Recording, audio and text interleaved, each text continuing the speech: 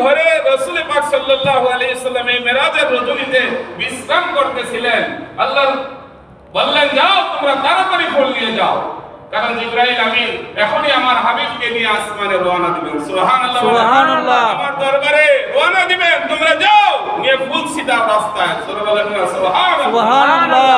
ফুলে সাজায় দাও আসমানগুলোতে। যেখানটা যায় নেতা দুই সাইডে বাতি থাকে কি বাতি থাকে না? থাকে, জারবাতি থাকে কি থাকে না? থাকে।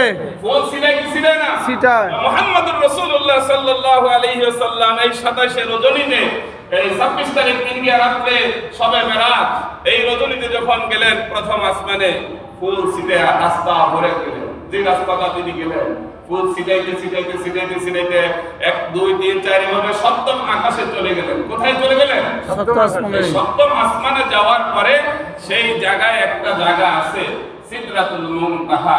এই সিদরাতুল মুনতাহা, সিদরুন মানে হলো কি? কুল গাছ, বড়ি গাছ। এই যে আমাদের এখানে একটা বড়ি গাছ আছে, এই বড়ি গাছ না, কিন্তু ওই বড়ি গাছের প্রত্যেকটা পাতায় পাতায় আমার আপনার ঠিকানা নাম লেখা আছে। সুবহানাল্লাহ, সুবহানাল্লাহ। বড়ি গাছ থেকে কুল গাছ থেকে যখন একটা পাতা পড়ে যায় আজরাইলের হাতে পড়ে। সুবহানাল্লাহ বলে, সুবহানাল্লাহ। আজরাইলের ঠিকানা উম্মতের গোলাম উম্মত, উম্মতের নাতি উম্মত, অমুক জায়গায় সে এখন বর্তমানে আছে।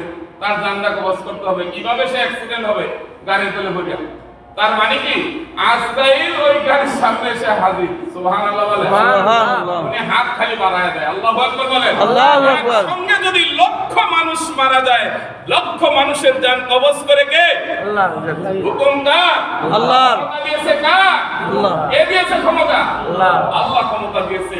আজরাইল হাত বাড়ায় দেয়, খালি জানটা কবজ করে লয়। সুবহানাল্লাহ, সুবহানাল্লাহ। আজরাইল রেডি। এই কুল গাছ এটা হলো সীমানা, অর্থাৎ এই জড় জগৎ।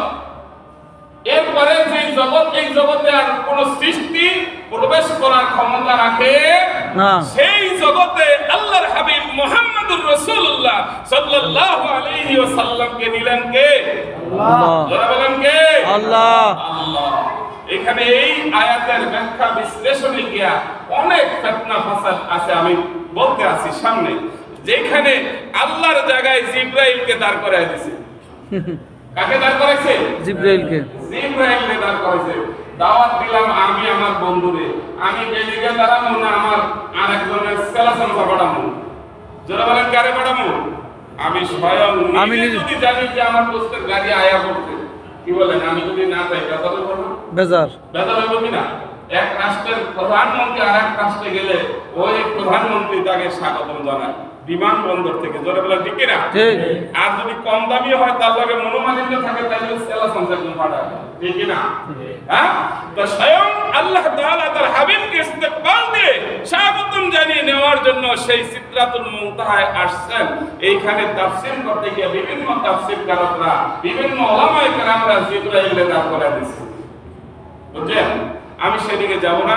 এখানে আল্লাহ তাআলা বলেন যে ওমা ইয়ানতিকু আনিল হাওয়া, আমার হাবিব যেই কথা বলে তার মন থেকে কোনো কথা বলে না, প্রকৃতি থেকে বলে না। যা বলে ইনহুয়া ইল্লা ওয়াহয়ু ইউহা, আমি যা তাকে মেসেজ দেই সেই মেসেজ অনুযায়ী তোমাদের কাছে সংবাদ পৌঁছে দেয়। সুবহানাল্লাহ।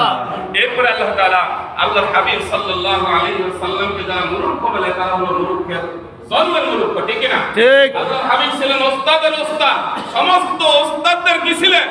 ওস্তাদ। আর মুহাম্মদুর রাসূলুল্লাহ সাল্লাল্লাহু আলাইহি ওয়াসাল্লামের কোনো ওস্তাদ ছিল না। পৃথিবীতে কোনো ওস্তাদ শিক্ষক তার নাই। তার শিক্ষক হলো প্রবল শক্তিশালী, প্রকৌশলী, সুকৌশলী যিনি স্বয়ং তার রব্বুল আলামিন। আল্লাহ নিজে এখানে বলতেছে যে আমি আমার হাবিবকে আল্লামাহু শাদীদুল কুওয়া। আল্লাহু আকবার, আল্লাহু আকবার। আল্লাহ না, অর্থাৎ আমি ইলম শিক্ষা দিয়েছি। হু কাকে? মুহাম্মদুর রাসূলুল্লাহ সাল্লাল্লাহু আলাইহি ওয়াসাল্লামকে। যিনি তাকে শিক্ষা দিলেন তার শক্তি সম্পর্কে জানান দিতেছেন কে? আল্লাহ। আল্লাহ স্বয়ং জানিয়ে দিতে শাদীদুল কুওয়া, যিনি প্রবল শক্তিশালী। বলেন তো পৃথিবীতে সবচেয়ে শক্তিশালী কে? আল্লাহ। আল্লাহ। ইন্নাল্লাহা আলা কুল্লি শাইইন কাদির, সমস্ত শক্তির আধার হলো স্বয়ং আল্লাহ রাব্বুল আলামিন। তো সে আল্লাহ তাআলা বলতেছেন জু মিররা, সে কৌশলী, সুকৌশলী।